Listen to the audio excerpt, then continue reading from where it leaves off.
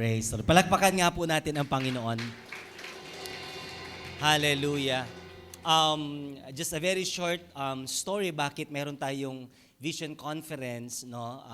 This is point 2 kasi last year po natin ito pinasimulan. And we decided, no, with the leaders na gawa natin siya ng part 2 kasi last year talagang antindi ng ating hamon na kinakaharap, kabilaan po talaga.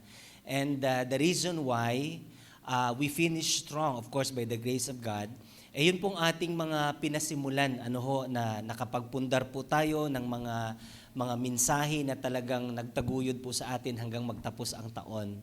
So, before we take off this year para sa ating mga pagkakaabalahan, amen, sa ating ministry, sa ating mga life group, sa ating mga kanya-kanyang pangarap sa buhay or goals na nais nating ma-achieve, nakita ko na napakainam na kargado muna tayo sa salita ng Panginoon. Meron tayong malinaw na direksyon sa ating paghayo nito pong taon na 2025. Amen ba? Sabi mo sa katabi mo, dapat kargado ka. Amen. So meron lamang po akong i-layout na mga points na makakatulong po sa atin throughout this encounter. Nandito na rin po tayo, yung iba nga dito siguro nag-absent pa sa trabaho. Kagabi maraming nag-message sa akin, Pastor, talagang hindi ako pinayagan, talagang pasensya na po.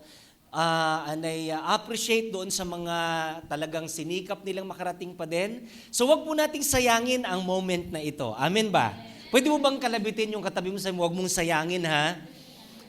Dapat simutin natin, dapat sulitin natin yung ating pagparito, no? Nandito na rin lang tayo, dapat meron tayong mainam or mataas na expectation. Number 1, we should be expecting that God will do wonderful things in our lives today. Amen. Huwag kang pumayag na wala tayong maiuuwi, wala tayong babaunin ngayong araw na ito. Expect that God will do wonderful things in your life. Amen? Marahil yung iba sa inyo, sa atin, iba't iba yung ating naranasan. Last year, but this year, praise the Lord, we can expect something good from God because our God is good. Amen. God is good. Amen. All the time. Praise God. Number 2, I want you to expect that God will heal the brokenhearted. Meron dito mga sugatan ang puso. Hallelujah. May mga basag na puso. Yung iba naman, mga pusong bato. Diyos ko po. Sana'y gawin nating motivation itong ating pagparito that somehow the Lord is here. Ramdam natin sa ating mga pagpupuri at pasasalamat. And we can expect that the Lord will heal us. Amen? Sabi nga ng Bible, ang Panginoon ay malapit doon sa mga pusong basag. Amen. And if you are in that kind of situation, well, the Lord is near. Praise the Lord. And then number 3, expect po natin that God will break the strongholds. Last year, meron kang mga parang regrets. Gusto kong maglingkod kay Lord, gusto kong gawin pero hindi ko nagawa. And then this year, gusto kong gawin na naman, gusto kong mag-serve kay Lord. Pero ganito, pero ganyan. Ang daming mga strongholds ba? Daming mga pumipigil sa atin. Sabihin mo sa katabi mo, let go. Right? Of course, di natin kaya yan mag-isa. And we need, the intervention of God. Kailangan natin ang kilos ng Panginoon, ang hipo ng Panginoon sa ating mga buhay ngayon. So I don't care kung iilan lang tayo ngayon, ang mahalaga hindi magbabago ang galaw ng Panginoon. Amen. Kung anong nakatadhana na galaw ng Panginoon gagawin ng Diyos sa gawain na ito ngayon, hindi magbabago yan. Yung para sa'yo ay para sa'yo. Hallelujah! Yung matatanggap mo. Yung inaasahan mo, matatanggap mo yan. Amen. Hallelujah. So expect that God will break the strongholds. May mga bagay na talagang pumipigil sa atin lahat. Ayaw ng Diyos yan. Nais ng Panginoon na this year maging malaya po tayo. Hallelujah. Masarap pa rin yung naglilingkod tayo. Amin ba? Na may kalayaan sa puso. Amen. And God will release us. Hallelujah. I can feel the presence of the Lord this morning. And what else? Expect that God will fill you with His presence. Ito yung pinaka-importante. Diba? Sa Genesis, ang ganda ng buhay ng tao because we were planted in the presence of the Lord. And the moment na tayo po medyo dumidistansya Come on guys, doon natin makikita nagkakagulo ang buhay ni Adan at saka ni Eva. So the very presence of God, it not neutralizes everything. That is our habitat. Yan yung ating pinaka-environment. At ngayon pong buong araw na ito, talagang tayo po'y lukuban ng presensya ng Diyos. Amen. Are you excited about the presence of the Lord? And then finally, I want you to expect that God will fully restore your passion for the vision. Hallelujah. So that He can use you again and again and again. Amen. And more than before. Kung paano tayo ginamit ng Panginoon last year, i-break natin yan. Amen ba? Hindi tayo makikipagkompetensya kung kani-kanino man, makikipagkompetensya tayo sa ating naging record last year. Amen. Kung last year nakaisang kaluluwa ka lang, and then this year, i-go natin, i-beat natin yung sariling record natin. Amen ba? Praise the Lord. Hallelujah. So let us expect that God will fully restore our passion for the vision so that He can use us. Praise the Lord. So, bago tayo manalangin mga kapatid, no, God works with what you have given His. Sino naniniwala? That God works with what you have given His. And if you are willing, He is ready. Come on. And if you are ready, He is willing. Amen? Ang pwede lang ayusin ng Panginoon sa ating mga buhay ay yung mga bagay or parte sa ating mga buhay na ating ipinagkatiwala sa Kanya. Amen? At anuman yung mga bagay na nais mong maengkwentro ang Diyos ngayon, nais nating maayos, nais nating mag-heal, nais nating ma-restore, yan yung mga bagay na ating ipagkatiwala sa Diyos. And let us expect that God will take it and heal it and restore it. Tayo pong lahat ay tumayo minsan pa at tayo po'y manalangin. Gawin po nating mataimtim na dalangin at desire ngayong umaga. Huwag po tayong pumayag na magtatapos po ang buong gawain na ito na para bang sumakay lang tayo ng bus na nilagpasan lang natin yung mga magagandang tanawin. Pwede po tayong bumaba at magpa-picture at danasin ang maranasan yun pong area na yan, lugar na yan. So, ganun din tayo. Hindi lang tayo dadaan, kundi tayo po ay mananatili sa presensya ng Panginoon. At again, sabihin mo nga sa katabi mo, huwag kang pumayag na hindi ka uuwi, na hindi binago ng Diyos. Amen? That is our expectation. Hallelujah. Tayo po'y manalangin sa Panginoon. Lord, ramdam namin ang inyong presensya. And I believe, Lord, that this event is not an ordinary event because we can feel your presence in this place. Thank you, Holy Spirit. We pave the way for you to move in our lives. Lord, habang nandito po ang aming mga lingkod, ang aming mga tagapagsalita, sa bawat mensahe, sa bawat salita na mamumutawi sa kanilang labi, ito ay buhay na salita na ito'y aming tatanggapin at ipamumuhay magdudulot ng pagbabago sa aming mga buhay, Panginoon. Lord, as we open our eyes and as we open our hearts to you today, change us from within.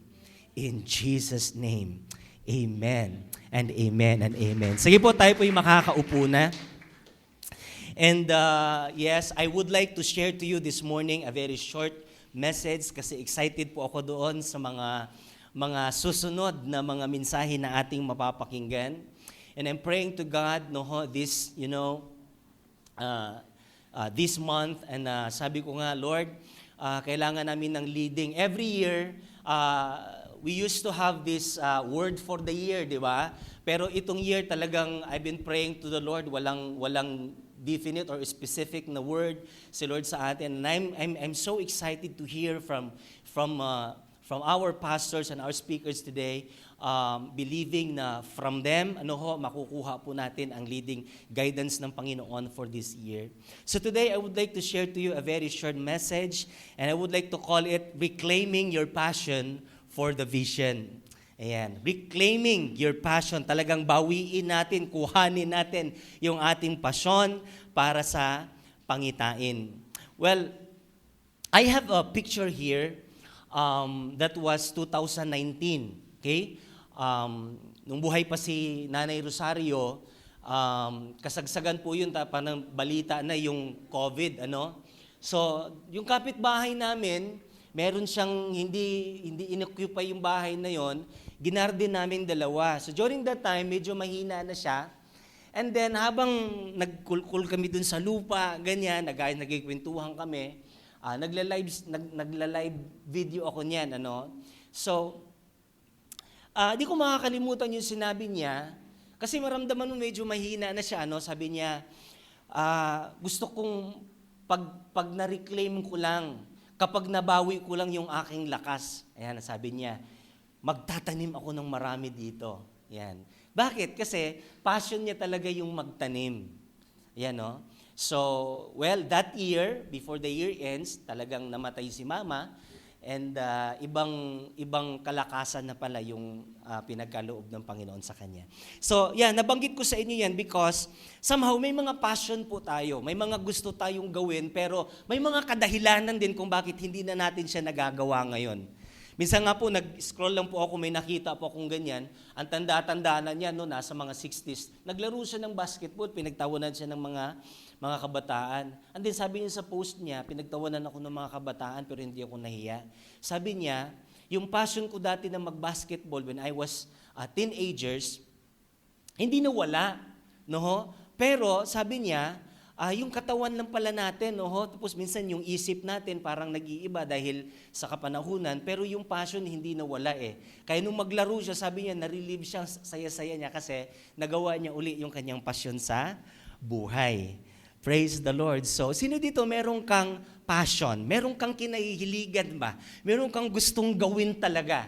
No, hindi kumpleto ang araw mo, ang buhay mo, no, hindi fulfilling kapag hindi mo siya nagagawa.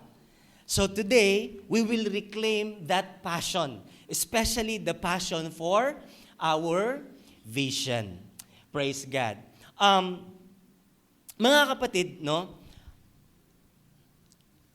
isa sa mga passionate na icon na makikita natin sa Bible is yung pong kwento ni Peter. Si Pedro po ay isa sa mga very enthusiastic, no, very eager na klaseng disciple ng ating Panginoon. Talagang siya yung may pinakamalalim na revelation sa kanila, kung maalala niyo po. No? Pero,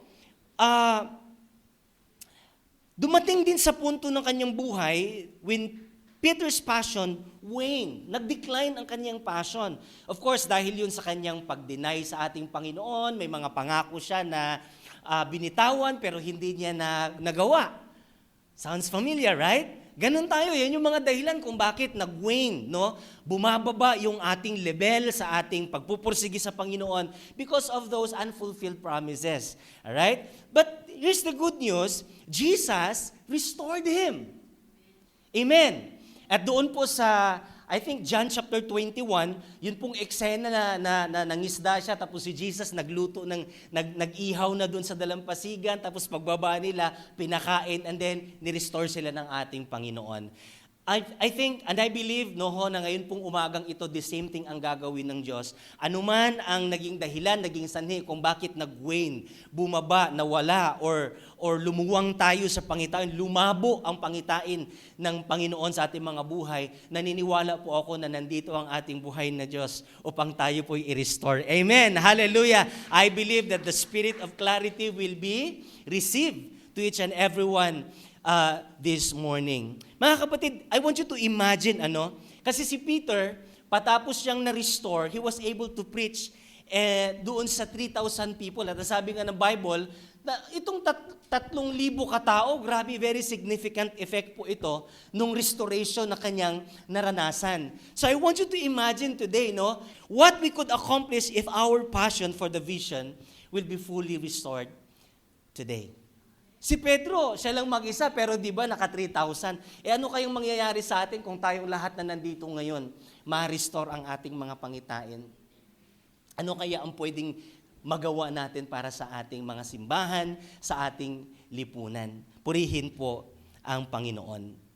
Hallelujah. I want you to open your Bible in Revelation chapter 2. I know this is very common to us, but let me read to you in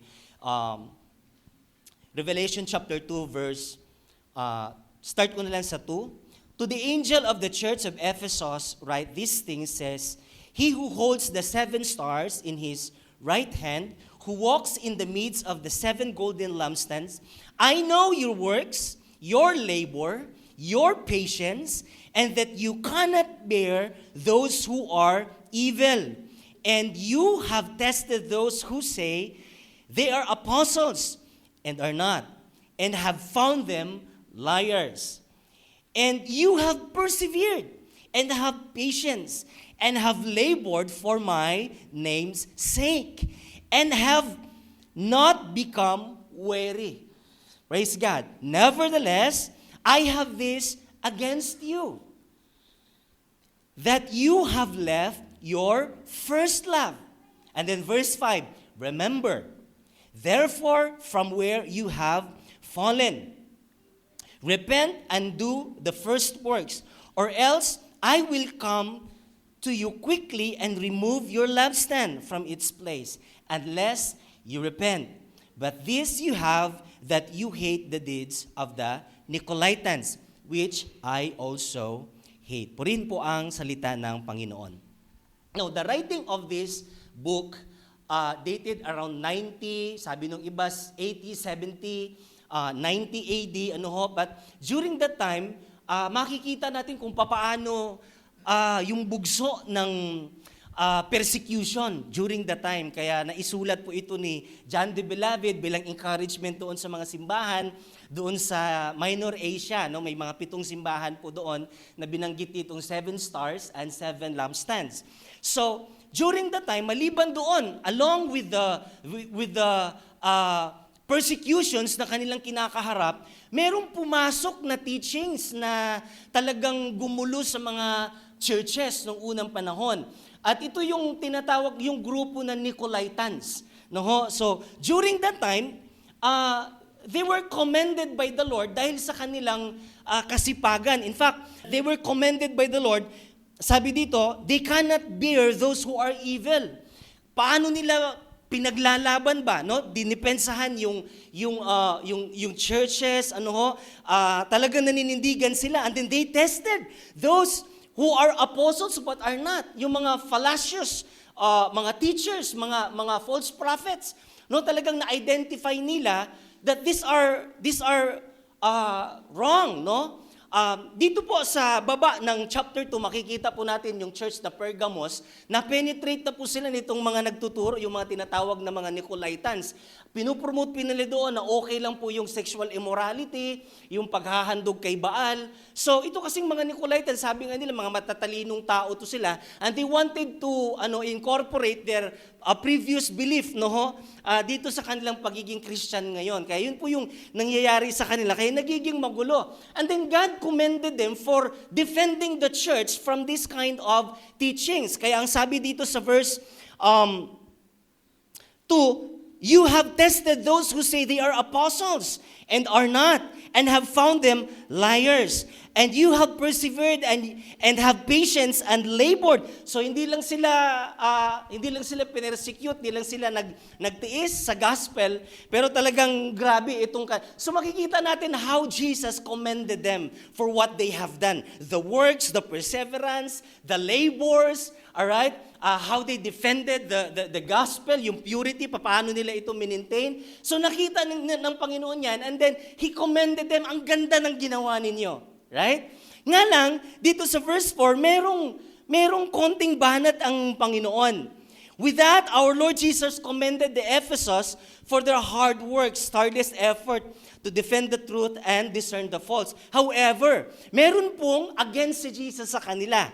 At sabi ng chapter 2 verse 4, nevertheless, I have this against you. So pwede pala na napakasipag natin sa gawain, pwede pala na talagang ganyan tayo kapursigido sa paglilingkod sa Panginoon. Pero merong area sa buhay na pwedeng masilip ng Lord sa atin na gusto kong silipin natin ngayong umaga. At ito yung dinil ng Panginoon, inayos ng Panginoon sa church ng Ephesus.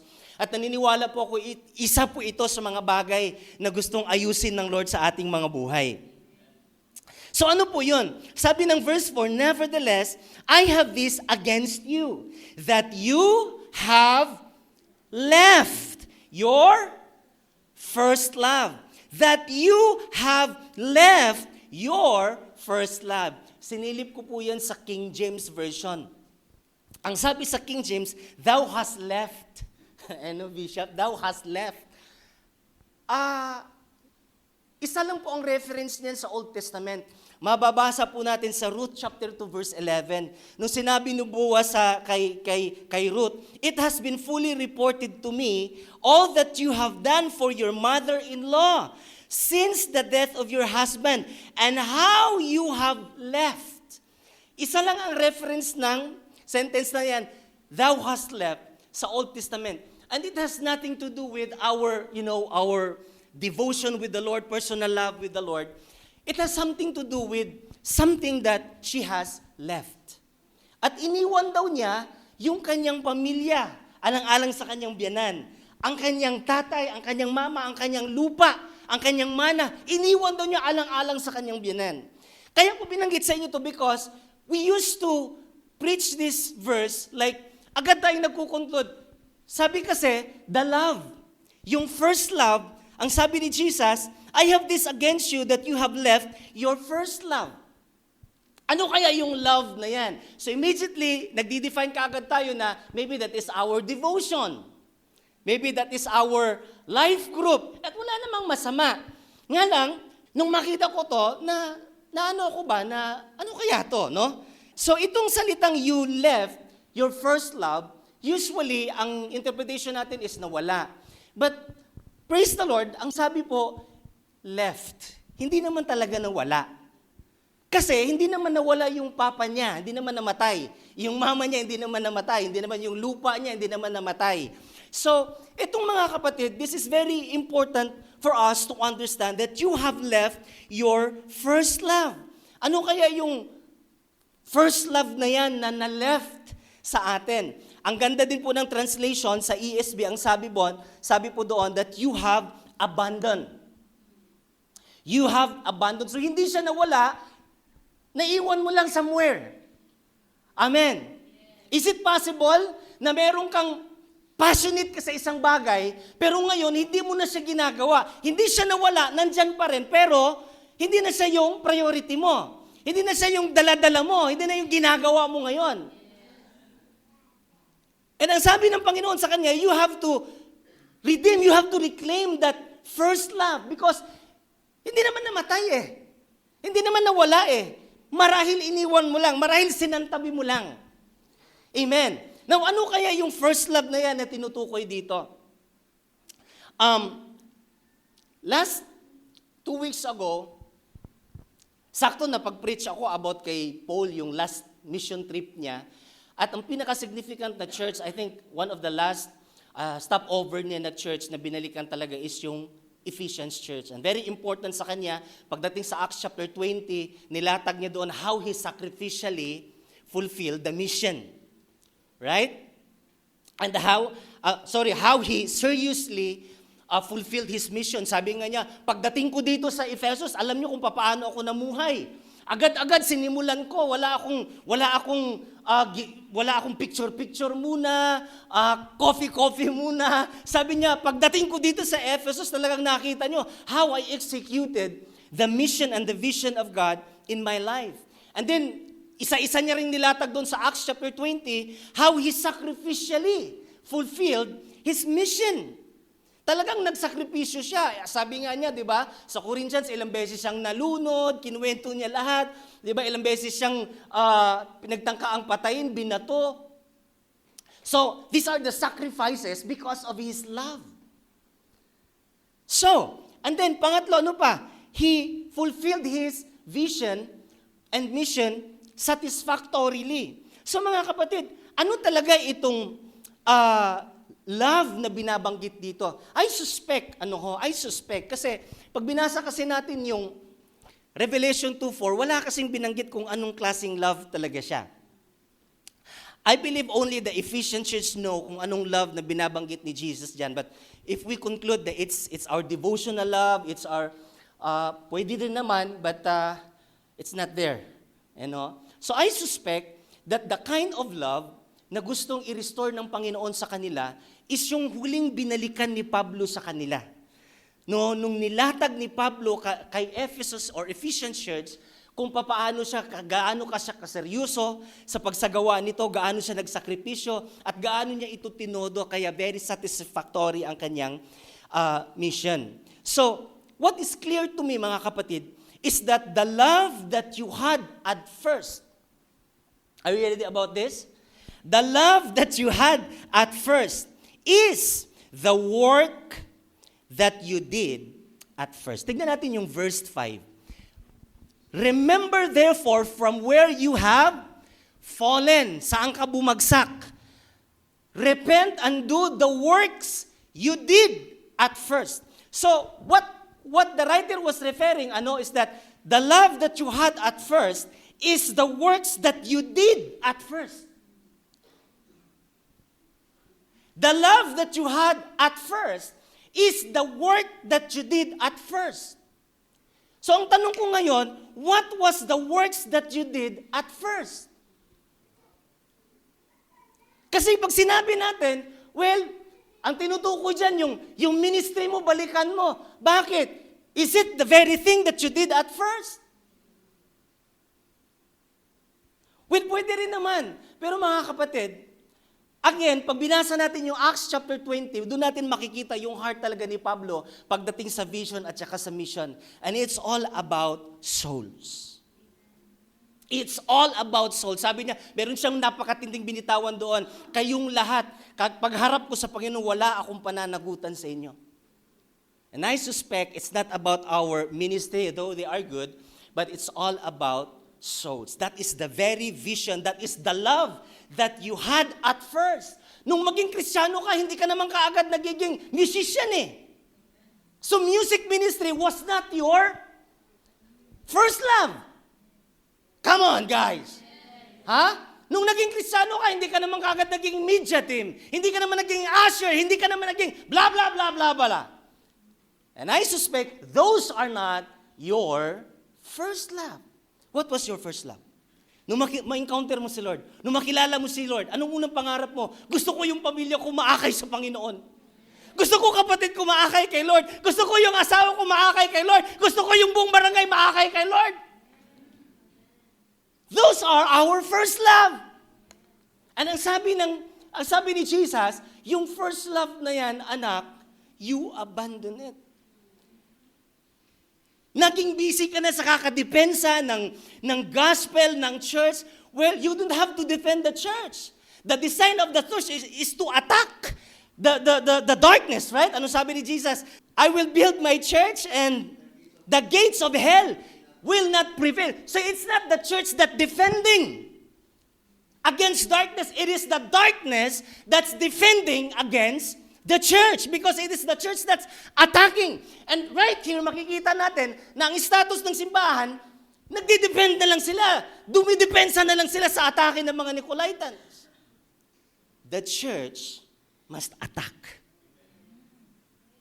Dapat maibalik ang simbahan sa first love. Yung pagmamahal sa kaluluwa. Palakpakan po natin ang Panginoon. The love that you had at first is the very work that you did at first. Halos tayo lahat, mga kapatid, nung tayo po'y na-born again, wala tayong ibang pangarap kundi kaluluwa. Kaluluwa. Kaluluwa. Kaluluwa. Kaluluwa. Kaluluwa. Kaluluwa. Kaluluwa. Kaluluwa. Kaluluwa. Wala tayong ibang sinisigaw kundi kaluluwa. And then, naging part ka ng music ministry. Naging part ka ng ministry. And just like the Ephesian church, naging busy tayo sa ating ministry and we abandon the first love that we had. How to reclaim our passion? Number 1, remember. Ano sabi ng verse 5? Remember. Saan ka ba nagsimula? Remember. Nung mag-encounter tayo, minsan natatawa kaming mga encounter team. No? I-record mo yan. Kasi talagang pag nag-testimony yan, talagang buong barangay eh. And praise the Lord for that. Nga lang po, habang tumatagal, lumalabnaw. In fact, nawawala. Ngayong umaga, ibabalik ng Lord ang ating pasyon. Amen? Palakpakan natin ang Lord. Hallelujah. Number 2, repent. Repent. Repent means change course. Change of mind. Ngayon nakita natin, na-realize natin, oo nga no, naging busy na tayo sa ganitong bagay at napagkaligtaan na natin yung pinaka-importanting bagay. You have to make a decision. You have to U-turn. And that is repentance. Finally, redo. Redo. Anong ibig sabihin? Gawin uli. Gawin muli. Amen? There was a classic story about mag-asawa. Nag-decide sila na mag-hiwalay na. So, dahil may, I think, exam yata yung anak nila, so for the sake of anak, kailangan nilang magpanggap na okay lang sila for at least 1 month. So, anong dapat natin gawin sa pagpapanggap? Sabi ng wife, well, magpanggap ka na okay lang tayo, tapos kung ano yung una mong ginagawa sa akin dati, gawin mo.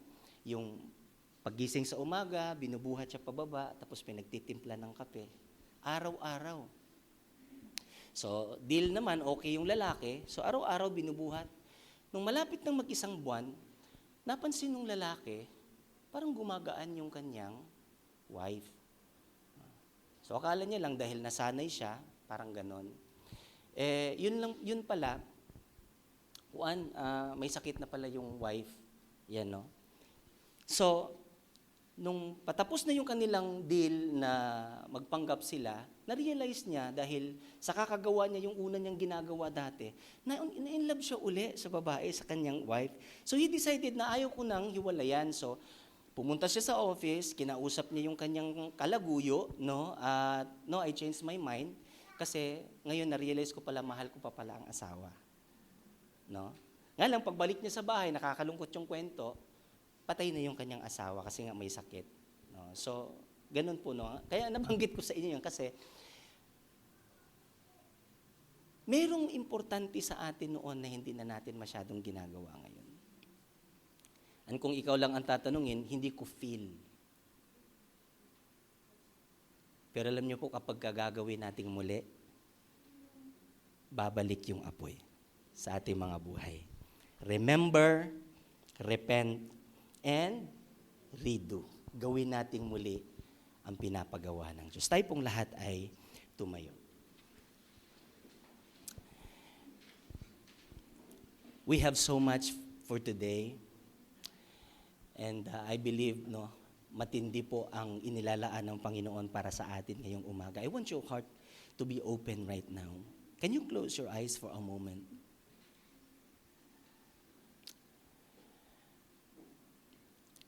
Can you, as you reflect on the message that we have heard today, pwede ba na salaminan natin ang buhay ng Ephesian Church? It could be me. It could be you. Minsan tinatago natin sa ministry or sa uri ng suporta na magagawa natin sa iglesia ng Diyos. Yung pagkawala nung unang pag-ibig. Pero kapatid, hindi po nawala yan, nasa puso mo lang yan. At kung hayaan mo ang Panginoon na ipaalala sa iyo ang first love na yan, narito ang Diyos, bang kausapin ka.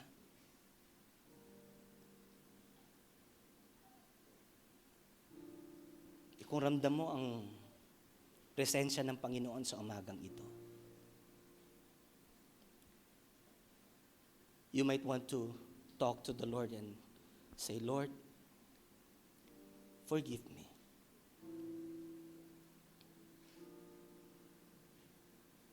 pinagsisihan ko po ang pagpapabaya.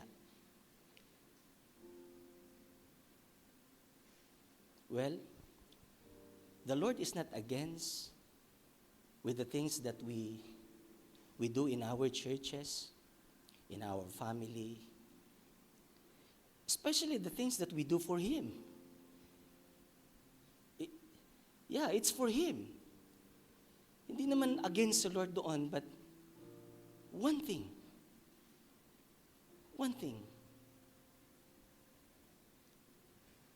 the love that you had at first is the work that you did at first. At nais ng Panginoon sa mga oras na ito, na balikan mo yung pinapagawa ng Diyos sa buhay mo.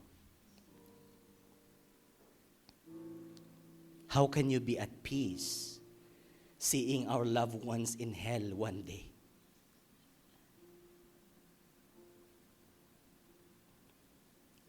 What makes us so reluctant not to care for the lost when Jesus gave up everything for the lost? Just like Paul, anong sabi niya? Haharap ako sa Panginoon. Haharap ako sa mundo. Haharapan ako sa inyong lahat. Wala akong pananagutan. Sapagkat ginawa ko ang nararapat. Lord, you know our hearts. And Holy Spirit, in this silence, I know that you are with us. Speak to our hearts. Change us, O Lord, and restore us. Today, we receive restoration. Hayaan mong dumaloy ay iyong pagmamahal at pag-ibig sa bawat isa, ang kalakasan. At ngayon, tinatanggap namin ang pasyon na kami ay muling maglilingkod sa inyo at gagawing muli ang aming mga first love. Thank you, Lord. In Jesus' name. Amen. Amen. Amen. Hindi ko na po patatagalin. Time is very precious at tinatawagan ko po yung ating second speaker. I-welcome po natin, walang iba, kundi si Bishop Mark Ponsalan.